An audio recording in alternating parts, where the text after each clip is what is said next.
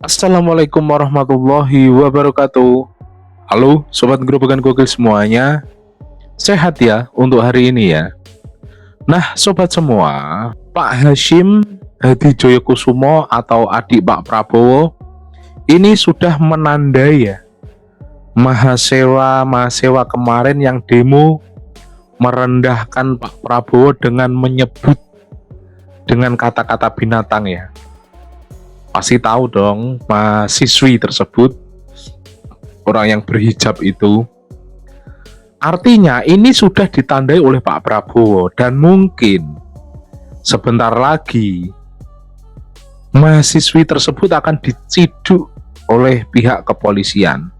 Dan tentunya mungkin ini kode dari Pak Hasyim untuk polisi segera bertindak mengusut mahasiswi tersebut atau mahasiswa tersebut. Dan selain itu juga ada Pak Ganjar yang ngoceh terkait efisiensi anggaran. Langsung saja pernyataan Pak Ganjar tersebut dimentahkan oleh Hasan Nasbi dan juga Pak Hasyim. Nah, tanpa berlama-lama lagi, berikut adalah video lengkapnya. Ada yang bilang Prabowo makhluk berkaki 4. Saya baca itu juga. Ya, Prabowo berkaki 4. Ada begitu. Ya ini kan disinformation kan. Nah, ini saya mau menanggapi ya. Saya baca netizen.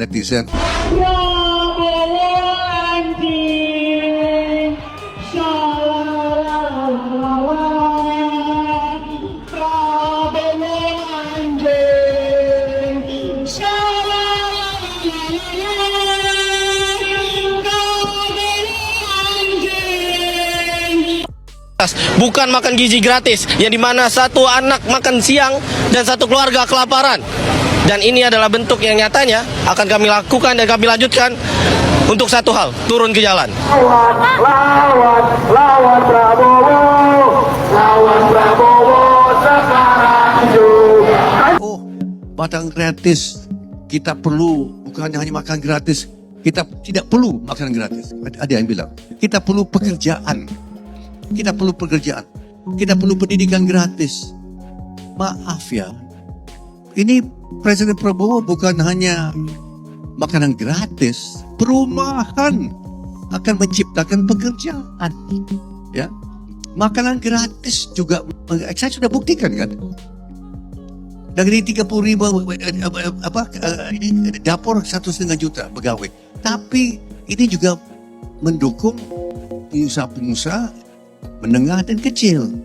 Ini juga menumbuhkan pekerjaan, ya, perumahan.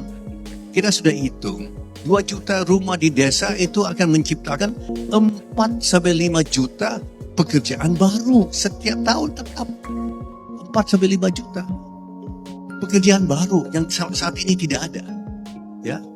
Pekerja-pekerja ini jangan nanti perlu makanan kan. Mereka nanti akan beli makanan dari mana? Dari warung-warung, dari emak-emak, dari pedagang-pedagang kecil. Ini juga menumbuhkan growth, ya. Terus Pak Prabowo mau kembangkan pendidikan, maka ada seorang wakil menteri, ya, Stella Christie yang diambil dari luar negeri untuk merancang dan melaksanakan program untuk pendidikan tinggi, ya.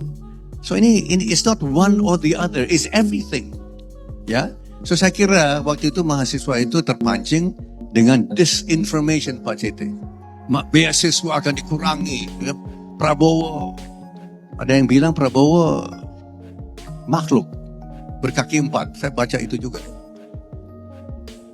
Ya, Prabowo berkaki 4. Ada begitu. Ya ini kan disinformation kan. Jika pemangkasan anggaran mengorbankan fungsi negara, itu berarti pemerintah gagal dalam menata urusan publik. Kita semua merasa harus mengingatkan bahwa pemotongan anggaran yang menekan rakyat kecil sambil melindungi elit itu bukan kebijakan ekonomi. Itu bentuk lain dari cara untuk membuat rakyat tetap lemah dan patuh. Pemotongan anggaran atau yang disebut dengan efisiensi ini itu sebenarnya filosofinya memotong lemak, menghilangkan lemak dari tubuh, menghilangkan lemak dari belanja APBN kita. Jadi tidak untuk mengurangi otot. Jadi kalau hanya lemaknya yang dikurangi, itu artinya ototnya segitu. Kalau bisa ototnya lebih padat lagi, kan begitu. Jadi tenaga pemerintah, tenaga birokrasi tidak akan berkurang sama sekali. Justru tubuhnya akan jauh lebih sehat kalau lemak-lemak jenuh ini, lemak-lemak yang tidak dibutuhkan ini justru dihilangkan. Nah, dalam belanja APBN kita, Presiden menemukan, karena beliau memeriksa detail satuan-satuan belanja dalam APBN, bahkan beliau sambil bercanda bilang beliau memeriksanya sampai satuan 9 gitu. Jadi sangat detail sekali. Jadi ditemukan banyak sekali memang lemak-lemak dalam belanja APBN kita. Ceritanya gampangnya beginilah, teman-teman media, masyarakat pasti sangat familiar. Kalau di akhir tahun, bulan Oktober, bulan November, bulan Desember tuh hotel-hotel penuh semua. Kegiatan banyak sekali, event-event banyak sekali yang kalau ditanya, banyak acara ya, lagi ngabisin anggaran gitu. Nginap di tempat ini ya, lagi ngabisin anggaran. Lagi ada acara ini ya, ini acara ngabisin anggaran. Nah, ini kan sebenarnya dalam kepala kita sudah ada selama ini. Ngabisin anggaran ini sebenarnya kan tidak terukur impact-nya buat masyarakat. Produktivitasnya buat negara kita juga tidak ada ukurannya. Nah, hal-hal yang tidak efektif, tidak efisien, ya, tidak substansial, ya, tidak ada ukuran-ukurannya yang punya impact bagi masyarakat, ini yang dihemat. Mengorbankan fungsi negara, itu berarti pemerintah gagal dalam. Sing ketok jelas gagal iku sampean, Pak. Sampean mimpin Jawa Tengah 2 periode yo gagal, di Pilpres sampean yo gagal. Kebijakan urung dijalano sampean wis ngomong gagal. Cara produk sampean urung nggawe sampean wis muni gak apik.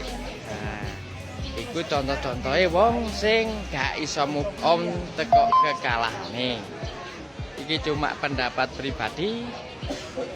Yang kita saksikan beberapa waktu yang terakhir ini adalah beberapa kejadian. Yang pertama, kehadiran dari lembaga yang namanya Danantara.